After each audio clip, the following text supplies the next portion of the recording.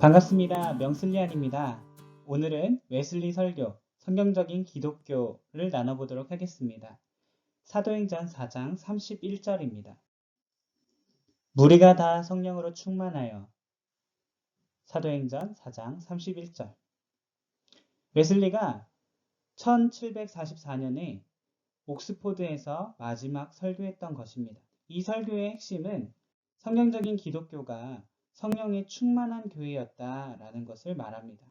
성령에 충만한 기독교가 무엇인지 설명해주고 기독교가 어떻게 뻗어나가는지 전해주는 설교입니다. 기독교가 뻗어나가는 과정도 역시 성령의 열매로서 볼 수 있습니다. 뻗어나가는 과정을 한 사람에서 다른 사람, 그리고 우주로 이야기합니다.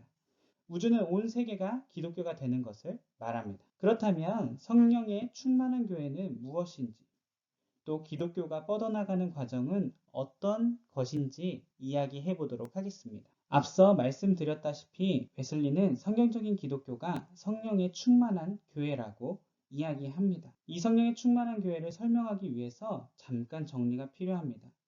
성령을 받으면 열매가 나타나는데 웨슬리는 일반적인 열매라는 표현을 합니다. 일반적인 열매란 인간의 마음과 생활에 관한 것입니다. 성령의 일반적인 열매는 내적인 변화를 이야기합니다. 내 안에 그리스도가 내가 그리스도인이 됐음을 확신하게 하고 증거합니다. 그것이 느껴지는 것이죠. 그리고 갈라디아서 5장 22절에서 24절의 말씀에 나타난 것처럼 사랑, 희락, 온유, 화평, 그 열매들을 이야기하는 것이죠. 내 내적, 외적 변화를 말하고 있습니다.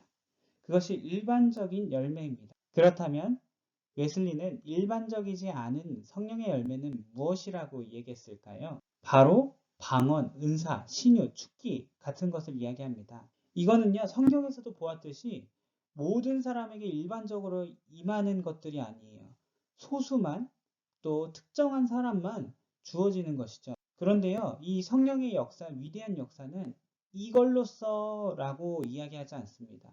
웨슬리는 강조점을 둔 것은 바로 일반적인 열매를 이야기합니다. 은사가 아니라 성령의 충만함을 목적을 두고 있는 것이 바로 기독교라는 것입니다. 그게 성경적인 기독교입니다. 기독교의 목적은 성령 충만 안에 있다라는 것입니다. 웨슬리는 이 기독교의 근본적인 이야기를 철저히 성경에서 찾아서 이야기합니다. 무리가 다 성령으로 충만하여 그 마음과 생활의 변화가 하나님의 역사를 이뤄가는 것입니다. 그것이 성경적인 기독교라고 웨슬리는 말하고 있습니다. 웨슬리는 이렇게 기독교에 대해서 설명하고 기독교의 시작과 끝의 여정을 그 다음으로 이야기합니다. 개인에서 시작하는 기독교.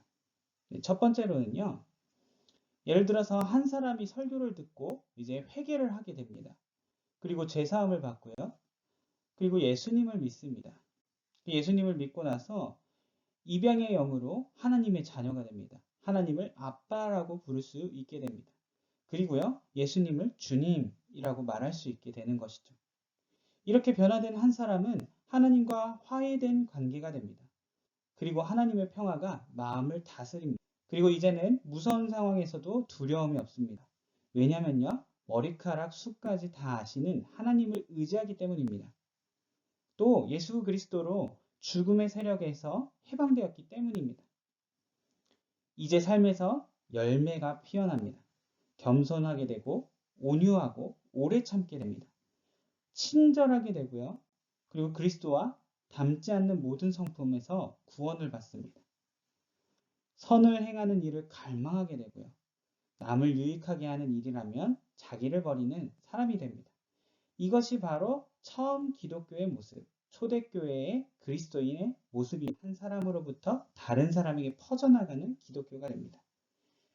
이 기독교가 된 사람, 이 사람은요, 전파하기 시작하죠. 점점 퍼져나가게 됩니다. 이 복음을 전파하는 것은 하나님의 의지입니다. 이 사람이 복음을 전할 때 하나님의 의지가 그 사람에게 있다라는 것이죠. 모든 사람이 하나님을 향하도록 한다는 거예요. 그래서 그 사람이 나로 인하여 다른 사람이 하나님을 바라볼 수 있도록 적절하게 말을 한다는 거예요. 그 적절한 말은 예수천당 불신지옥을 아무 때나 외치지 않는다는 거예요. 필요한 사람에게 적절한 상황에 맞게 전파한다는 말입니다. 그러나 이렇게 다른 사람에게 전하는 이 복음은요, 핍박을 받게 돼요. 왜냐면요, 그리스도인은 세상에 행해지는 모든 것들, 행사들을 악하다고 말하기 때문이에요. 쾌락을 사랑한다고 비판하기 때문입니다. 복음이 퍼져감에 따라 세상이 점점 불편해지기 때문입니다.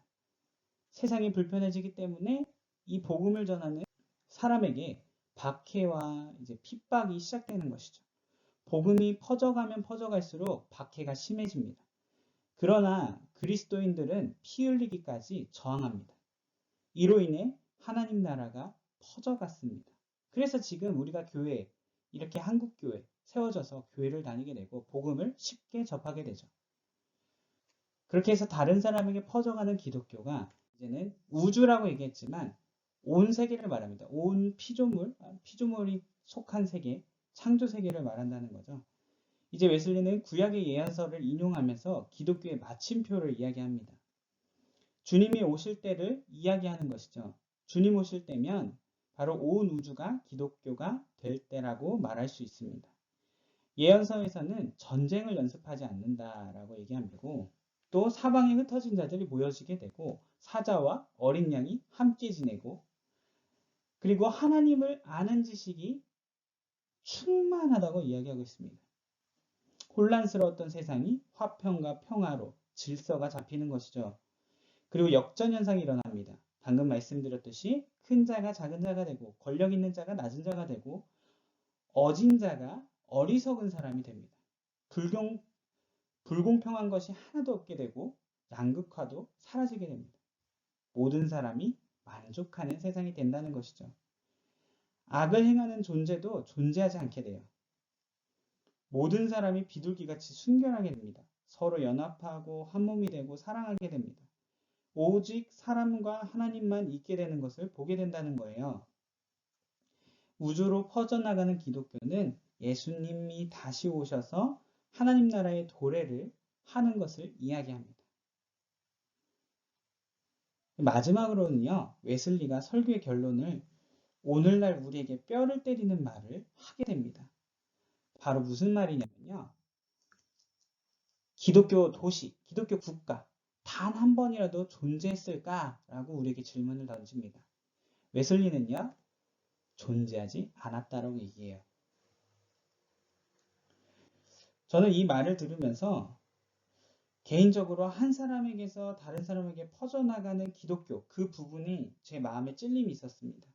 나는 과연 적절한 때에 복음을 전하고 있는지 묻게 되었어요.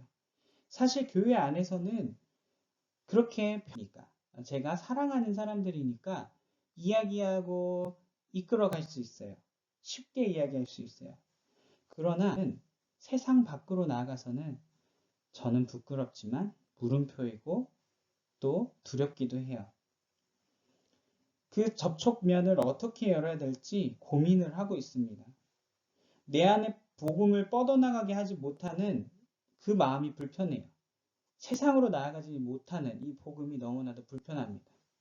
하면 되는데 제가 맡은 공동체에게는 최선을 다해서 하지만 밖에서는 자신 없는 내 모습이 정말 초라하게 보였습니다. 하지만 자책하지 않습니다. 기회를 열고 하나님의 때에 따라 나를 사용하실 것입니다. 마지막으로 오늘의 설교를 간단히 정리하고 마무리하겠습니다. 성경적인 기독교는 성령의 충만함을 목적으로 견해나 교리체계로 기독교를 정의 내리지 않습니다. 그것으로 되는 것이 아니라는 얘기죠. 인간의 내적, 외적 변화로 다른 이에게 복음을 전함으로써 세상을 불편하게 만들어서 박해를 받고 세상이 말하고자 하는 것을 비판하고 하나님을 보게 하기 때문이죠. 세상 사람들은 불편한 마음을 갖게 됩니다. 그리고 예수님이 다시 오실 날을 생각하면서 소망을 갖게 됩니다. 그래서 모든 것에 두려워하지 않고요. 소망을 품고 세상을 살아갑니다. 이것이 바로 성경적인 기독교입니다. 온 세상이 하나님과 인간의 화평을 누리도록 사용되는 것이 바로 기독교. 웨슬리는 하나님이 이루어 주실 것을 믿으며 기도의 말로 설교를 마침표. 여러분, 성경적인 기독교. 나는 다른 사람을 복음으로 불편하게 하고 있습니까? 나는 복음으로 사람들을 적절한 때에 적절하게 말하고 있습니까? 우리 모두 뻗어나가는 기독교, 성경적인 기독교가 되길 바랍니다. 오늘도 들어주셔서 감사합니다. 명슬리안이었습니다.